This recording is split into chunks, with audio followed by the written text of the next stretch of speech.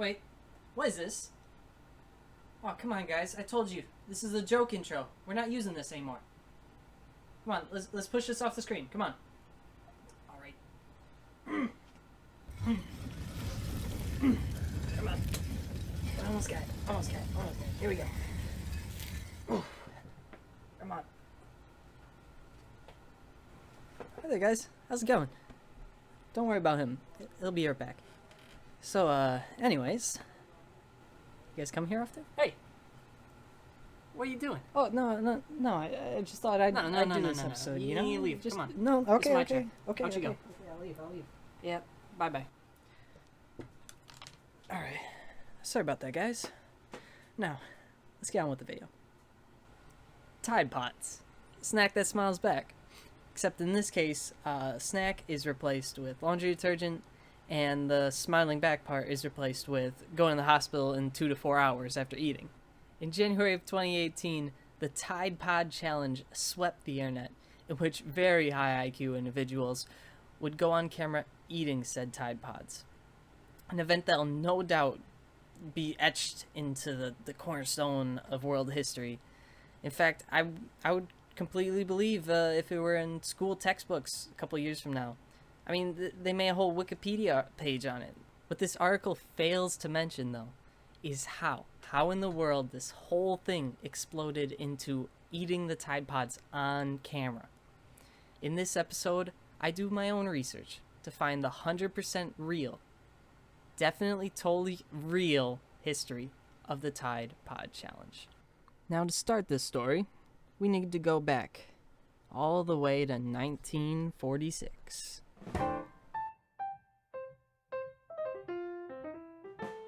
What do they have in 1946, you might ask? Well, I'll tell you.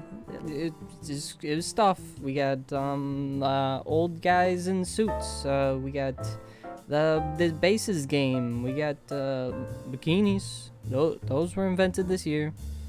Don't forget that.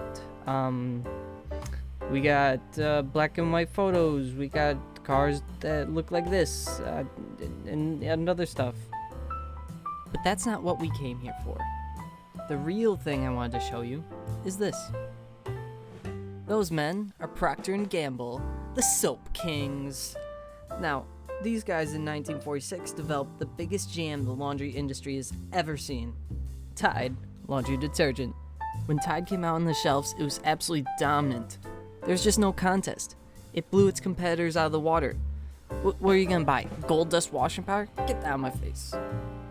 You can buy Rinso? What am I poor? Come on, Rinso? When I say Tide slaps, I don't mean a slap like this. I mean a slap like this.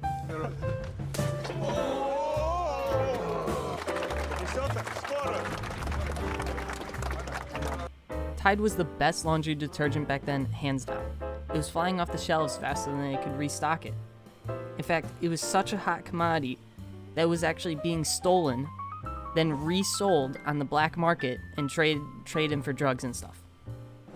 Name up any big time mobster from back then, like Al Capone, Mickey Cohen, Lucky Luciano, Sam Giancana, Pablo from Backyardigans. I mean, we're talking like toughest of the toughs here. We're dirtiest of the dirty mobsters, you know?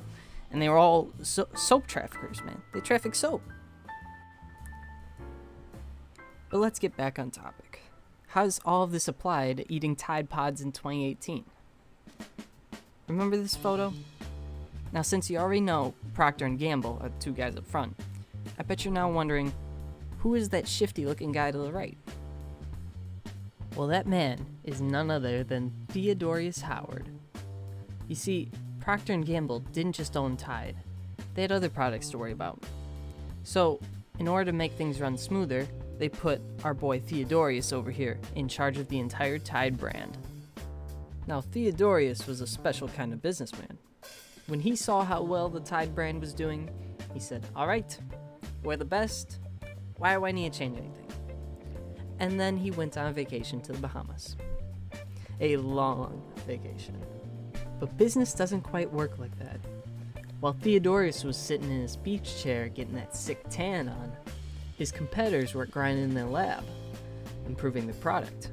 These companies started coming out with banger ideas. They were like, alright, make the bubbles bigger. Boom. Alright, now make a little cup to squirt the detergent in. Boom. Now make the liquid green. Boom. Alright, get that cute bear to be the mascot. Boom. Now make it smell so good that people are sniffing the laundry. Boom. Before you knew it, all these companies started to catch up to Tide. Their top dog spot was not looking so solid anymore. Even some of Tide's biggest fanboys were like, oh, alright, Tide is good, you know. But when's Tide 2 coming out? It was then that Theodorus Howard came back from his vacation and looked at the state of the company. He was in a bit of a pickle, as Tide needed to make improvements fast, but nobody had started working on them yet. He was running out of time, so the next day, I'm just going to shorten his name so I can say it easier. So, next day, Todd Howard re-releases Tide,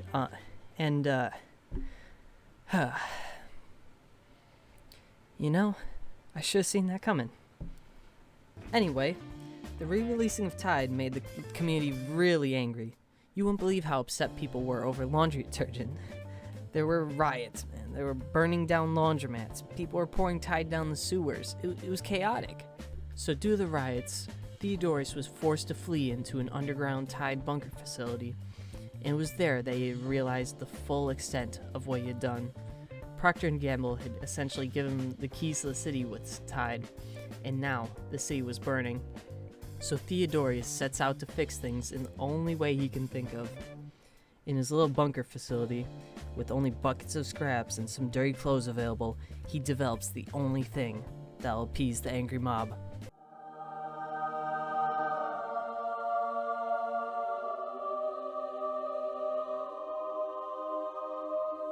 Tide 2. Theodorus descends from his bunker to bestow the great gift of cleanliness to the masses. The people were now appeased. But Theo wasn't going to stop there. He needed to bring Tide back to its #1 spot. Now this next period of time, many laundry historians call Theodorus's sicko phase. He started pumping out ideas left and right. He said, oh, you got bigger bubbles? Well, look at this. Tide marker. Oh, now how about Tide race car? Oh, what about monkey labor? Oh, evil Tide. Tide theme park. Oh, Tide gun. He might have gone a bit too far with the Tide gun. But none of these ideas could take Tide back to the top again.